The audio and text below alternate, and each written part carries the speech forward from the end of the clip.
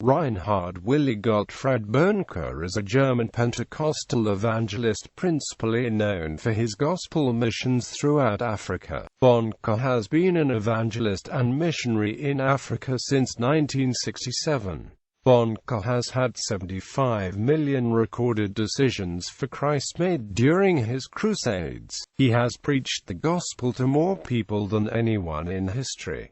Early life. Reinhard Bonnke was born on the 19th of April 1940 in Königsberg, East Prussia, Germany. He was born again at the age of 9 after his mother spoke with him about the punishment for a sin he committed unless Jesus saved him. He felt a call to preach the gospel in Africa at the age of 10 and says that he had the experience of baptism in the Holy Spirit. He is the son of a pastor and ex-serviceman in the German army who initially did not take Bonnke's call to preach the gospel seriously. Bonnke studied at the Bible College of Wales in Swansea, where he was inspired by the director Samuel Rhys Howells. In one meeting after Howells spoke of answered prayer, Bonnke prayed, "Lord, I also want to be a man of faith. I want to see your way of providing for needs."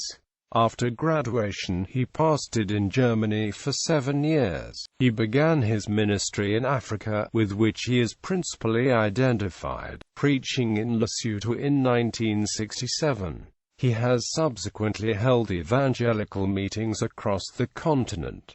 African mission. Encountering poor results from his evangelistic efforts and frustrated at the pace of his ministry, he had a dream with a picture of the map of Africa being spread with red and heard the voice of God crying, "Africa shall be saved." This dream recurred 4 nights in a row and led him to adopt large-scale evangelism, rather than the traditional small-scale missionary approach. He rented a stadium in Gaborone and preached with little cooperation from local churches. Beginning with only 100 people, the stadium meetings grew. Bonnke began his ministry holding tent meetings that accommodated large crowds, according to an account published by the Christian Broadcasting Network. In 1984 he commissioned the construction of what was claimed to be the world's largest mobile structure, a tent capable of seating 34,000. This was destroyed in a windstorm just before a major meeting, and therefore the team decided to hold the event in the open air instead. According to this account, the event was subsequently attended by over 100,000 people, which is far greater than the 34,000 seating capacity the tents could contain. Controversy. In 1991, during Bonnke's visit to Kano in Nigeria, there were riots in the city as Muslims protested over remarks he had reportedly made about Islam in the city of Kaduna on his way to Kano. A rumor was spread that Bonnke was planning to lead an invasion into Kano. Muslim youths gathered at the Kofar Martyr-Eid ground where they were addressed by several clerics who claimed that Bonnke was going to blaspheme Islam. About 8,000 youths gathered at the Emir's palace and afternoon prayers. The riots ensued, during which many Christians sustained various injuries, and after 9 years he returned to Nigeria to preach. In the early 1990s, Bonnke, who had prophesied a major world revival which would start in the United Kingdom, was involved in an initiative to reverse the decline in church attendance there. This involved the distribution of millions of copies of a booklet he had written called Minister Plus to homes throughout the country, which was hoped to win 250,000 converts. However, only 20,000 were claimed to have been won over, and these were mostly those returning to the faith rather than coming to it for the first time. Church attendance in the United Kingdom continued to decline.